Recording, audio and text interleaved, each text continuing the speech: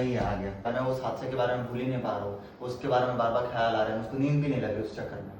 या सगळ्या वरील लक्षणांना आपण पोस्ट ट्रॉमॅटिक स्ट्रेस डिसऑर्डर असं म्हणतो. जेव्हा लाईफ थ्रेटनिंग इव्हेंट आपल्यासोबत होतो किंवा आपण बघतो किंवा नातेवाईकांसोबत होतो, तर अशा वेळेस आपल्याला त्याचे रिलेटेड विचार वारंवार येत राहतात. मग याच्यासाठी आपण काय करायला हवं?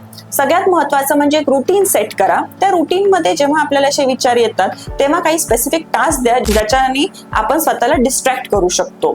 त्याचबरोबरीला एक्सरसाइज मस्ट आहे. स्ट्रेस लेवल कमी होतो, मूड छान राहतो. अल्कोहोल, स्मोकिंग, गांजा याच्यापासून लांब राहा. It is not a permanent solution. आणि त्याचप्रमाणे आपल्याला जर खूप विचार आले तर मित्रांसोबत गप्पा मारा, त्यांच्यासोबत आपले प्रॉब्लेम्स शेअर करा. हे सगळं करून सुद्धा जर आपल्याला बरं नाही वाटत आहे तर रिलॅक्सेशन टेक्निक्स वापरा. गरज पडली तर आपल्या जवळच्या डॉक्टरकडे जाऊन थेरपीज घ्या आणि औषधोपचार घ्यायला घाबरू नका. तर हे सगळे लक्षणं जाऊ शकतात if taken treatment from the right person at the right time.